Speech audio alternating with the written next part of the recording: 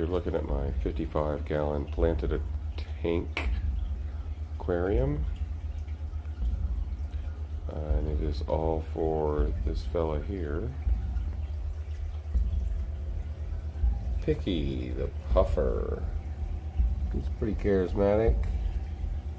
He likes brine shrimp once in a while, and he wants to hunt down a whole bunch of stuff all at once, and he also likes his snails. Loves snails, which I just dropped some down into this planter from up top, and they fell down into the bottom down in there where this pennywort is growing out of. And so that's that. This is his cave for now, but I cleared out this area back here so that as he gets larger, we'll be able to build him a cave over there out of rock,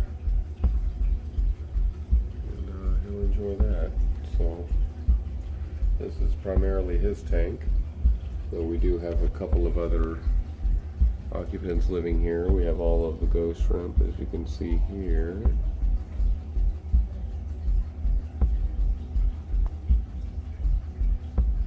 There they are.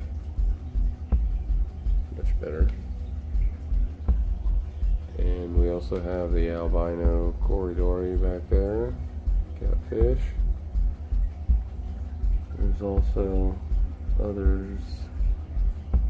See if we can find them. There's a albino brick-in-the-nose pleco. He's scurrying out of view. So we can catch you on that side. Yep. He is. Also have a peppered brickle nose, and there's also a green laser corridori there.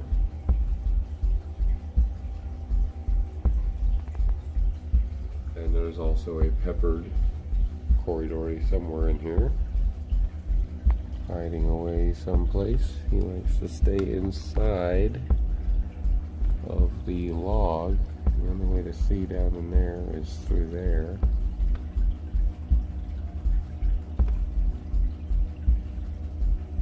Yeah.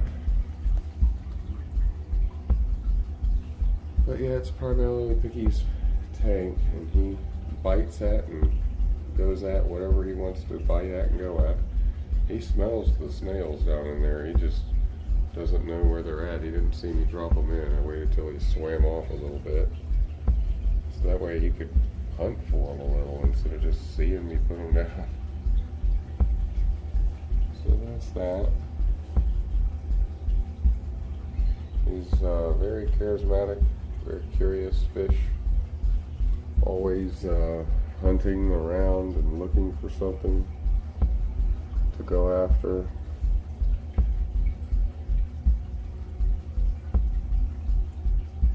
The guy's gonna go in there. He's like, they gotta be in here somewhere. So yeah, share the video with everyone and hashtag Picky the Puffer. And we'll see if we can't make Picky here famous as he grows and gets bigger. They grow from around 8 to 10 inches big, and long, in length anyway, 8 to 10 inches. So he's going to get pretty big in here. And he's going to have a good little life. Now the diet for them, like I said, he likes brine shrimp, but that's not going to sustain him for food. As he gets bigger, he's going to have these ghost shrimp as a supply of food for him. You know, and they're already breeding, and I've already seen babies down in this area underneath the driftwood. Down in these little crack areas and stuff, you'll see some of the babies sometimes in the videos I don't even catch. But he'll eat those. He eats them now if I don't put any brine shrimp in there for a few days, and he'll go to town on those. For now, he seems to leave the cories alone and the plecos alone, so for now I'm going to leave it as a freshwater tank. But as he gets bigger, he's going to need brackish water if he wants to thrive and get as big as he can possibly get and live as long as he can possibly live. He'll need brackish water. But if you want him to live a long time, there's the peppered Cory. That's the peppered one. But the peppered pleco is in here too, the breckle-nosed pleco. And that one has, this one does not have the brickles on its nose, but there's the male, and he definitely does. So he's going to have those long thingies once he gets bigger. So it'll be cool to watch him grow around in here too as well. So it'll be interesting. But all the plants that you see in the tank are all real. Nothing's fake. They've all been in here for well over a couple of weeks now, at least months, some of them. So he seems to like his tank. He doesn't ever seem to be stressed or aggravated or anything. He was at first. We had some giant danios in here, but that wasn't working. He needed it to be his tank only. So that's what it is. Just with those fish that we showed you and the ghost shrimp. I don't even buy brine anymore since he's gotten a little bigger. All I feed him is the ghost shrimp, which I haven't had to put any more of those in. They've just been procreating and keeping the tank stocked with their own. So hopefully that'll go for a while until he gets a little bigger. He'll be eating multiple ghost shrimp at a time, in which I'll start buying them again. They're cheap. But with all puffers, you have to supply them with a hard shell diet as well to keep their beak wore down. It's made up of these 4 teeth that are in their mouth, and that beak has to be wore down by hard foods, and that only happens with snails. So as I pan out, and you see here, I have a snail tank where I breed mystery snails. Most people just give their puffers pond snails or something, and I give mine nice mystery snails, which I breed out of my tank across the room over there. It's a 20-gallon betta tank, which is my son Michael's tank fish. It's just him over there, the betta. I'll walk on over there so you guys can check it out real quick. If you haven't seen the other videos, you can see other videos with him in here. But this is George's tank, and let's see, where is George? Where are you, George? He's in here somewhere. But George shares this tank. There he is. George shares this tank with a bunch of mystery snails. There's the black mystery snail. There's a gold mystery snail.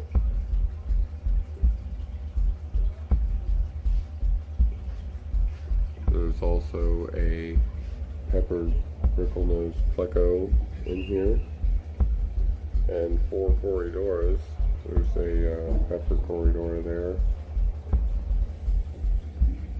There's the green laser Corydora back there. And there's also a panda and a zebra Corydora in this 20-gallon with the betta. And the betta absolutely loves having all of this space to run around in, swim around in, I guess I should say. But there's the pleco. You'll see his fins hanging down there in the picture through the thing there. Oh, and there's one of the Corydoras. Looks like the zebra popping his head out of there, going back in. But yeah, these mystery snails, they love to put these clutches up here. So I take the clutches and I built a incubator for the clutches, which I'll show in just a second. And the clutches, when they hatch and go down into the water of the incubator. And when that happens, I just transfer them into their little tank next to the puffer's tank over there, so I can just easily feed him. Which I guess I can show you guys him eating as well. You'll probably enjoy seeing that. So just a moment and I'll zip you guys over to the other tank. Well, actually I'll show you the incubator, and then I'll show you the... Alright, now this is a bay window in my kitchen, so it gets rather humid in there, in that area. But this is basically how it works. I took a Tupperware dish along with a betta container that you get a betta in, and the top of the Tupperware fits perfectly upside down over the betta cup that they sell them in. So you can see the humidity, humidity inside the cup. It also rises up to humidity, as you can see inside of here with the clutch inside. Have holes poked inside, because as soon as snails hatch, they want to go to water, and they think that it's beneath them, which is smart. And they go down into those holes, and plop plop, right into the water they go, and they start searching for food. As soon as I see that the clutch is hatching and ready to get rid of some snails, sometimes I'll help the clutch out and break it apart and help them get down into here.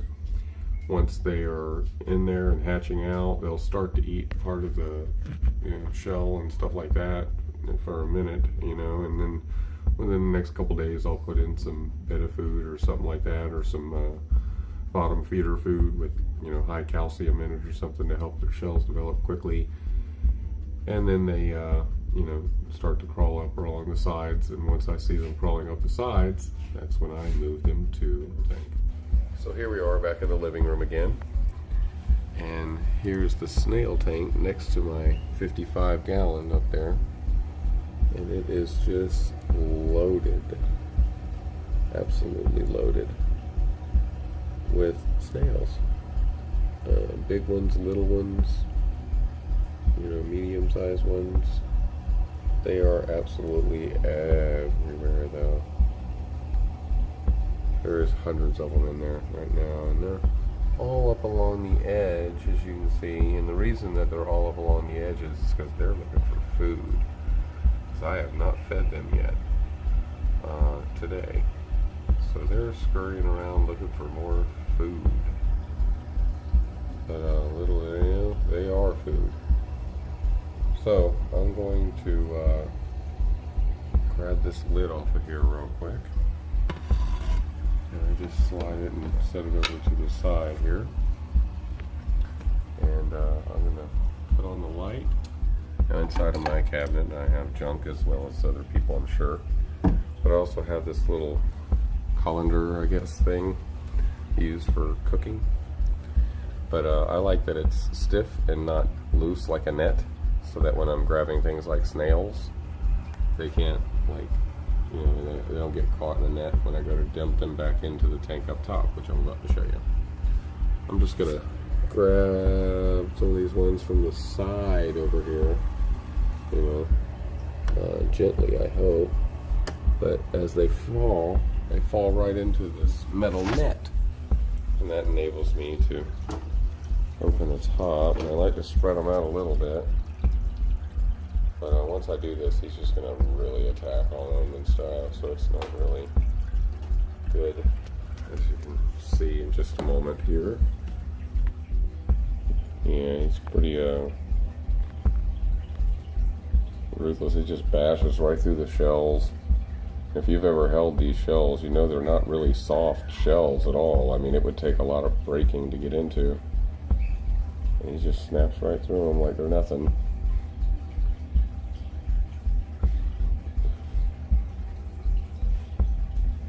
Spits pieces of shell out. The beak is very powerful. When he gets fully grown, he would definitely have no problem taking like my knuckle off.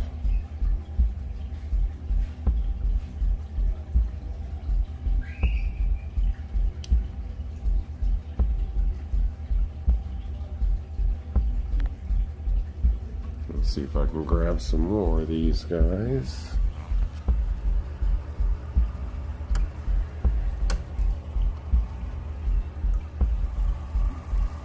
Only one.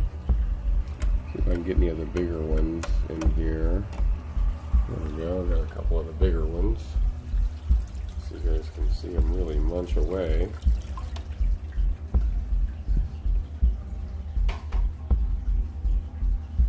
Now they're right there, and the crazy thing is, he is going to find them. He is going to smell them out.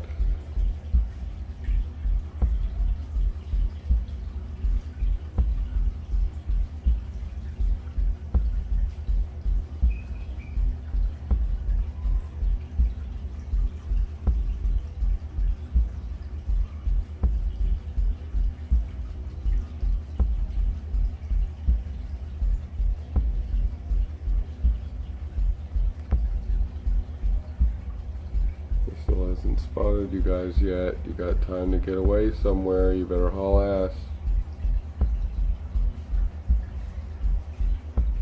Those look like golds. Mix between the gold and the black. But he doesn't see them yet. We're lucky. When he finds them, he just really beats them out bad. He found one there stuck to the plant. Got more stuck in that plant.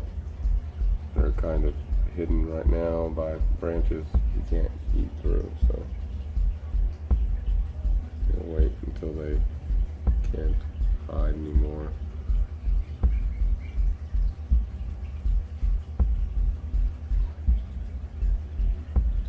I'm gonna try and stay on him here. He's gonna find them.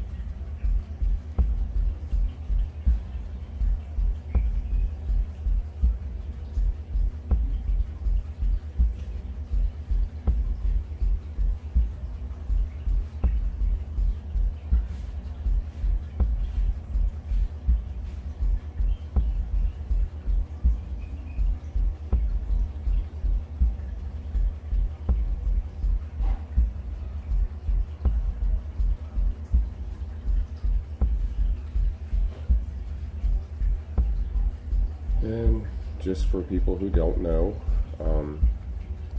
Picky the puffer is a figure 8 puffer.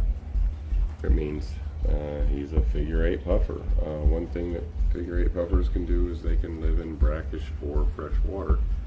They just thrive better in brackish. I just like having a clean tank with plants. So Picky will live in fresh water for 4 to 5 years, where he could live 8 to 9 or more years, 14 years, 15 years in brackish.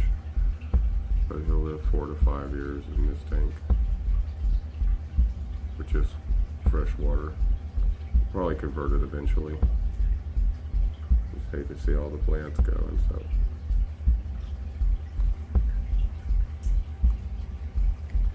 Can't believe he hasn't seen those snails yet.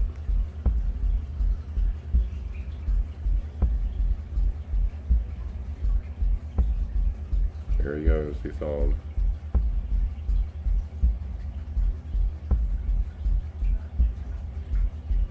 He just snapped the whole thing right in half. Half the snail is completely gone already.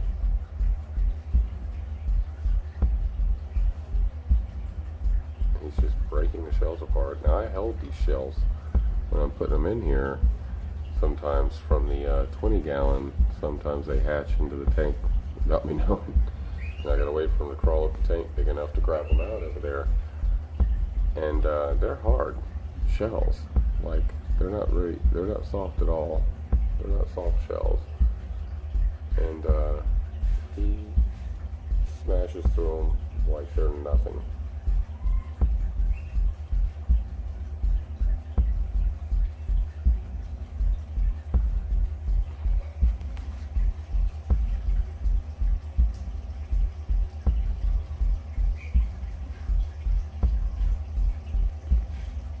So anyway, thanks for watching my video of Picky the Puffer. Please hashtag Picky the Puffer whenever you go to post this video, and I appreciate you guys taking a look at my puffer tank, 55-gallon all planted aquarium here. It's pretty cool. It's nice. It's nice to have aquariums. They're very soothing and relaxing. If anybody in the Orlando area, Orlando, Florida area would like to be able to have a tank set up and just doesn't have the know-how to do it and would like something like this set up in their home or their office or something like that, please message down below, and we'll see what we can get to going for you. Click like, subscribe, share this video with everyone you know on your social media sites, and hashtag Picky the Puffer. I'll try and make Picky famous as he grows. Goodbye, Picky.